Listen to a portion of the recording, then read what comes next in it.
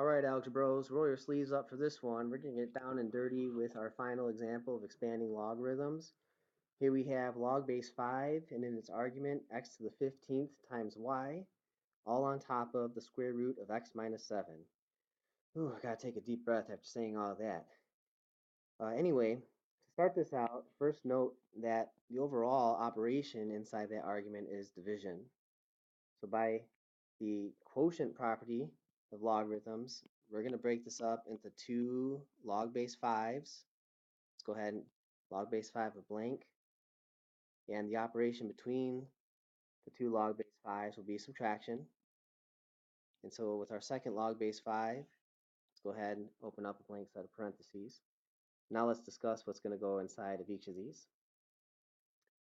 All right, by the quotient property of logarithms, the first argument is going to be the numerator. So x to the 15th. And I'm going to pop this in there, a multiplication dot, because x to the 15th y means exactly that, x to the 15th times y. The denominator, square root of x minus 7, is going to go inside that second log's argument.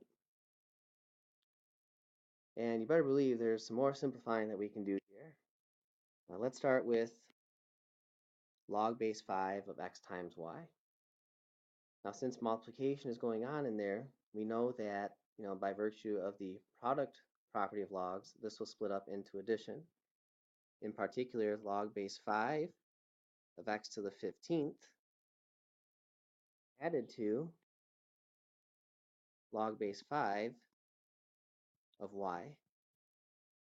All right, notice the consistency with each of the logs I'm writing down. We want to make sure that we continue to write down log base 5s. Now we're going to subtract.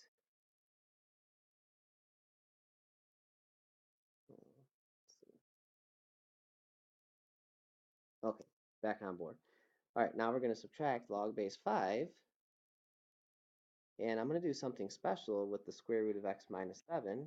I'm going to rewrite it as x minus 7 raised to the power of 1/2. And the reason for that is because there's actually a power rule kind of lurking behind the scenes with that square root symbol.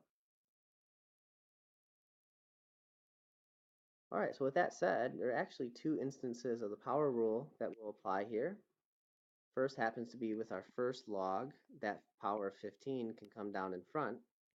And so we can rewrite that now as 15 times log base 5 of x added to log base 5 of y is as simplified as it's going to get.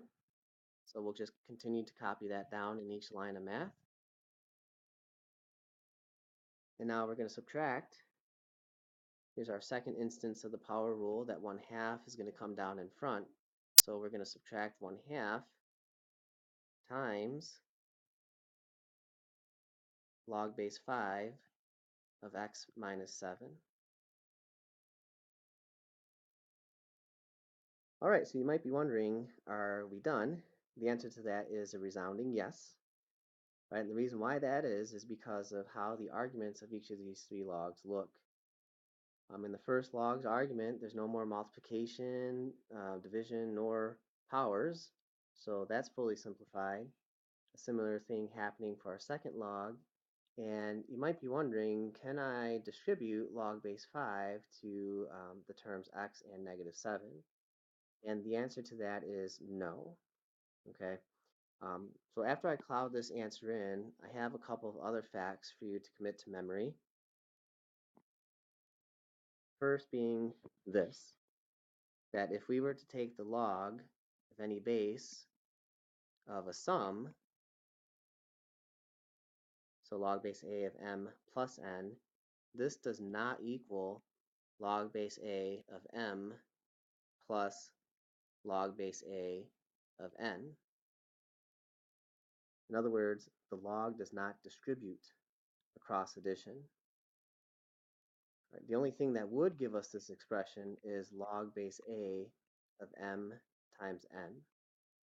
Okay, so this is more or less an anti-property. And I've got one more for you. Log base A of m over n does not equal log base A of m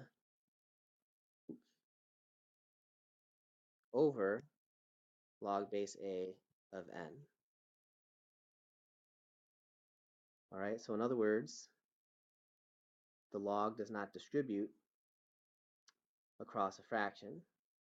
All right, you can't apply the log to both the top and bottom.